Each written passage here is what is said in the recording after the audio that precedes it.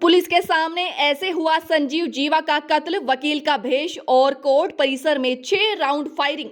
बदमाश संजीव जीवा का किया गया अंतिम संस्कार। बड़े बेटे तुषार ने दी मुकगनी। गांव आदमपुर में किया गया भारी पुलिस बल तैनात।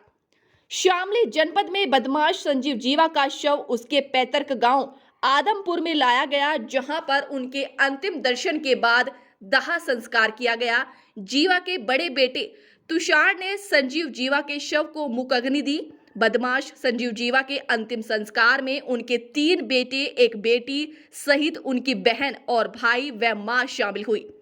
बदमाश संजीव जीवा बाबरी थाना क्षेत्र के गांव आदमपुर का रहने वाला था और 8 जून को उसी गांव में बदमाश जीवा को मुकगनी दी गई। लगभग 3 बजे बदमाश संजीव जीवा के शव को गांव में लाया गया। इस दौरान गांव में सन्नाटा पसर रहा और गांव के चप्पे चप्पे पर पुलिस बल तैनात किया गया। गांव के लोगों व महिलाओं के मिलने पर भी पुलिस प्रतिबंध लगा दिया था और घर में परिवार के लोगों के अलावा एंट्री बंद कर दी थी।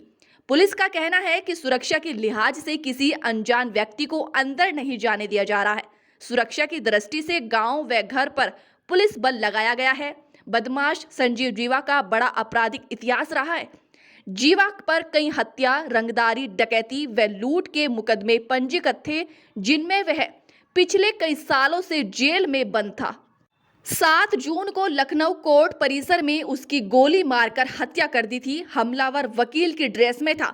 लखनऊ के केसर बाग कोर्ट के भीतर गैंगस्टर जीवा को गोली मारकर हत्या कर दी गई। संजीव माहेश्वरी मुख्तार अंसारी का करीबी था।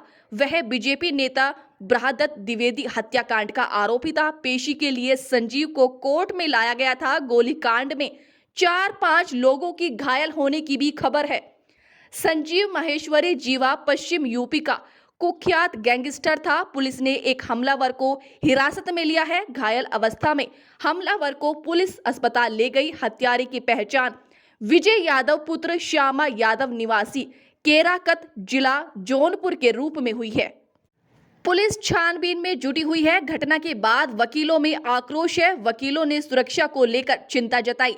चश्मदीद ने बताया कि हमलावर ने 6 गोलियां चलाई थी। कोर्ट परिसर में खून के बव्व गिरे हुए हैं। दीवारों पर भी खून के धब्बे हैं। घटना के बाद पुलिस ने वहां से बॉडी को हटाया। वकीलों ने सुरक्षा को लेकर चिंता जताई है। जीवा का शव आने से पहले ही पुलिस ने गांव को छावनी में तब्दील कर दिया ताकि कोई अप्रिय घटना न हो जाए। जब संजीव माहेश्वरी उर्फ जीवा का शव उसके पैतृक गांव आदमपुर में आया तो गांव में सनसनी फैल गई। जीवा के शव को मुकगनी जीवा के बड़े बेटे तुषार ने दी। संजीव का अंतिम संस्कार लगभग शाम 4 बजे किया गया। जीवा का शव आने से पहले ही पुलिस ने गांव को छावनी में तब्दील कर दिया ताकि कोई अप्रिय घटना न हो जाए। संजीव माहेश्वरी जीवा शामली जिले के रहने वाला था। अपराध की दुनिया में उसने 90 के शुरुआती दशक में रखी थी। उसके खिलाफ 22 से ज्यादा मामले दर्ज थे। उसे बाहुबली मुख्तार अंसारी का करीबी बताया जाता है। शुरुआती दिनों में दवाखाने में कंपाउंडर की नौकरी करता था। नौकरी के समय इसने दवाखाने के संचालक को अगवा कर लिया था। कोलकाता में एक कारोबारी के बेटे को भी अगवा कर 2 करोड़ की फिरौती मांगी थी। 10 मई 1997 को इसका नाम बीजेपी के बड़े नेता ब्राहदत्त द्विवेदी की हत्या में सामने आया, जो वो जेल में उम्र कैद की सजा काट रहा था। हाल ही में मुजफ्फरनगर में जीवा की करीबी 4 करोड़ रुपए की कीमत की प्रॉपर्टी को जिला प्रशासन ने कुर्क किया था। भाई मैं ये चाहूँ जो जैसा उन्होंने करा था उसे फल मिल गया, ठीक है। अब मेरे बच्चे बहुत छोटे छोटे, मेरी बेटी का उसे बख्श है सरकार, और उसे मतलब कोई उसे न्याय चाहिए। बट वो अपने बच्चे पाल ले, बस ऐसा कोई। अच्छा, जो इसकी कोर्ट में हत्या हुई है उसको कहना क्या कहना है आपका? भाई मुझे कहना चाहिए प्रशासन का ही कुछ काम है। प्रशासन की कमी सब है बेटा। वो उन्हें ड्रेस कहाँ से मिल गई, कहाँ था आगे ऐसा। चलो वो तो जो प्रशासन जाने भाई। संजीव मैं तो नहीं जानती हूँ। मैं तो बहुत सिद्धि है, मेरी बेटी बहुत सिद्धि है। जैसा आपकी उसमें रहता था ना, तो अंदर फिर उनने गलत कैसे कर दिया कुछ? वो तो उनकी गलती होगी ना, उनके पास था वो, तो फिर गलत कैसे हो गया? अब मेरी बेटी को फंसा रहे भाई, उसके तो छोटे छोटे बच्चे हैं। तो ये सरकार का फेलियर है जो उसकी हाँ कोर्ट की बिल्कुल, सरकार का ही कुछ कमी होगी भाई, प्रशासन की कमी होगी। माता जी, संजीव हमेशा बुलेट प्रूफ जैकेट पहनता था, हाँ भाई। कल नहीं पहनी थी। तो वो भी उनकी गलती होगी बेटा, किनकी गलती होगी? प्रशासन की, जो लेके गए उनकी हो सकती है।